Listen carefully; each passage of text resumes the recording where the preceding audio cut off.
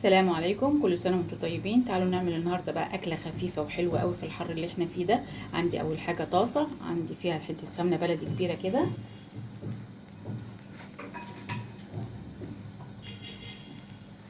عندي معلقه توم، مش عايزه احمر التوم قوي، يا دوب كده يعني ياخد صفار او يتدبل بس وريحته تطلع.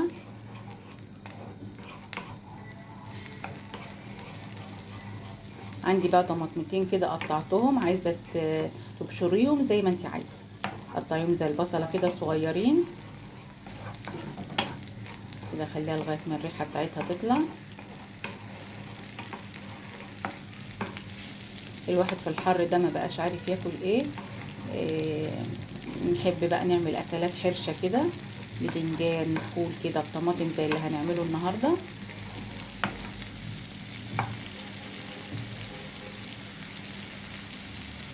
هحط بقى الطماطم، وعايزه الطماطم تستوي يعني التانية لغايه ما تنزل الميه بتاعتها كلها. اهو 3 طماطميات كده 4، اقطعهم او ابشرهم زي ما انت عايزه.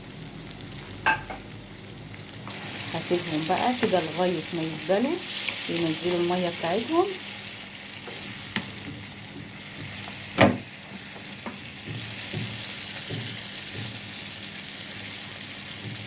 دي كده الطماطم نزلت الميه بتاعتها واستوت شويه.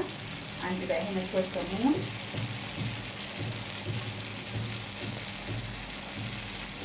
شويه كمون كده،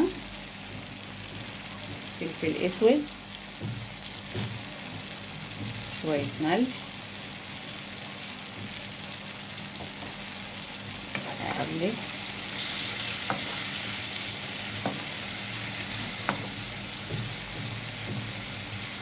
عندي بقى هنا الفول، طبعا الفول ده عاملاه هنا في البيت.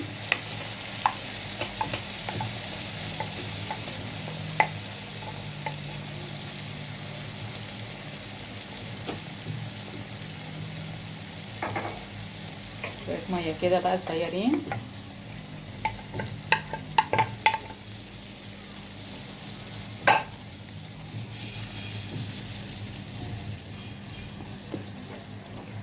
اقلب بقى كده.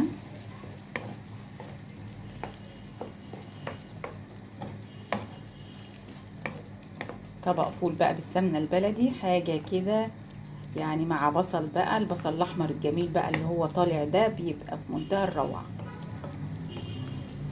مع بقى بدنجان طعميه، احلى فطار واحلى غدا. ولو بقى طماطم كمان كده بتوم، يا الله على الاكله دي في الحر اللي احنا فيه بقى، وبطيخايه كمان، طبق جبنه كده قريش، احلى اكل والله العظيم. تاكلي كده وتشبعي وتحسي كده. الحر ده بيبقى الواحد ملوش نفس كده لا للطبيخ ولا بيبقى الطبيخ كده تقيل شويه، ما ينفعش بقى. الله بسم الله ما شاء الله، جميل جميل جميل، بألف هنا وألف شفا. لو عجبكم بقى الفيديو اعملوا لايك واشتركوا في القناة، والسلام عليكم ورحمة الله وبركاته. بقى نشوف غدانا النهاردة. بطاطس مهروسة، وعندي هنا بصل احمر، عندي هنا فول بثوم والتخديعة كده وبسمنة بلدي، وعندي هنا بدنجان وفلفل، وهنا خيار، اشتري بقى بطيخة شهد زي ما انت عايزة.